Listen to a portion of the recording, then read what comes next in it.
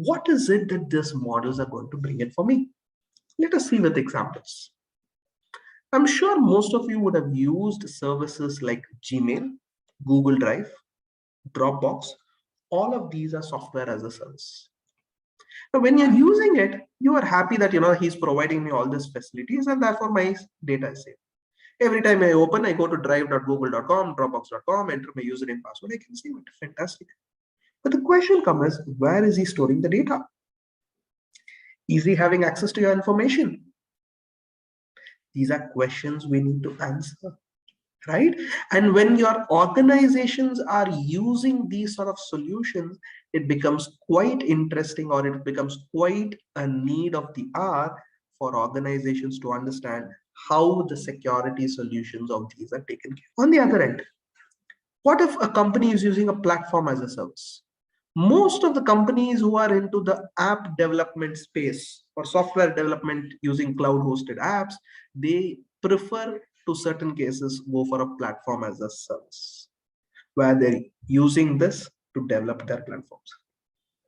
The last scenario is where they can bring in infrastructure as a service. When I bring in infrastructure as a service, as I told you, the bare shell is provided and the rest is taken care of by the service provider. Now look at the way interplay happens. Dropbox. Most of you, I told you Dropbox is an example of a software as a service. But did you know that Dropbox is hosted in Amazon and Amazon provides infrastructure as a service to Dropbox? The answer is yes. So I am the user. I am using Dropbox. Dropbox is in turn using Amazon. And Amazon in turn is using their traditional servers, or they may have taken it on rent from HP, Dell, or whoever their service providers are. So look at the number of layers. Now, who has access to what data? Where is this information? There is a whole lot of story behind it. Now, imagine your client is saying that, hey, we will deal with a SaaS solution, or you yourself decide to go for a SaaS solution. Now, these are the fundamental questions you need to ask. Probably in the next 3 months to 6 months, India will very soon have the data protection law. And the data protection law says that sensitive information, including banking, financial, should be stored only within the geographical boundaries of India. That's why Microsoft, Amazon, Google are spending heavily to invest onto data centers within India. Amazon already has one in Bombay, and its second data center is in Hyderabad. I am not sure if it is upcoming or it's finalized. Microsoft has one, I think, in Bombay, and likewise, the major players are coming in. Why? Because data localization.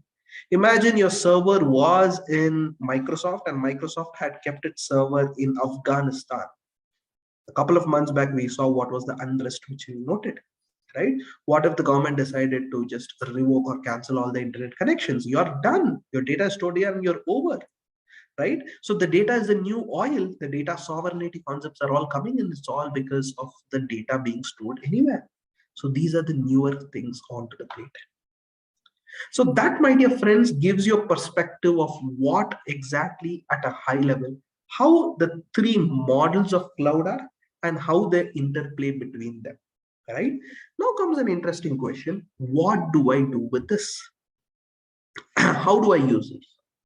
Now look into your own office practices. Look into your own office practices.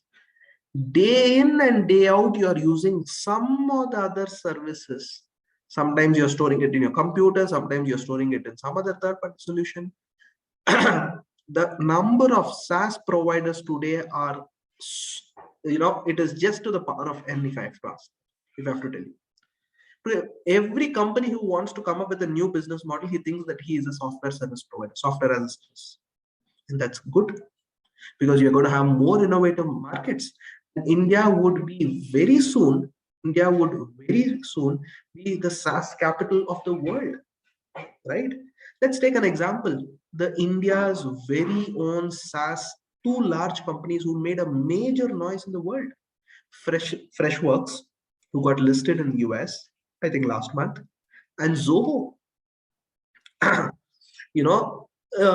Zoho again is a slightly a different context. Freshworks was completely funded. Zoho, on the other hand, is closely held. and highly profitable company. I repeat, highly profitable company. And theirs is a pure SaaS based market. In fact, if you visit to Zoho's website, ZOHO, you will realize the number of apps which they have, right? You want for managing customers, they have an app. You want have, for managing books, they have. For GST filing assistance, they have. For booking invoice, oh, by the way, Zoho Invoice is a free software. Go ahead and start billing your clients on that. It's a free software. Anybody can use it. Zoho Books, Zoho Inventory, all of this is available for chartered accountants for a period of 3 years for free, just in case you want to explore, right? Or let's come into the other side. Let's look into the taxation. You have Clear Tax. You have so many other companies who have come up with so many SaaS-based or software as a service models. Or you want to manage Office. You have softwares like Papilio, Simplify, Practice. All these fellows are again providing a SaaS-based solution. Or you're talking about email, right? Gmail, Office 365, Zoho email. You're talking about storage, Google Drive. You're talking about SharePoint, Microsoft OneDrive, Walton. All of these are coming up with innovative model software as a service. So you name any domain which we use within our office, my dear friends, we have a solution ready.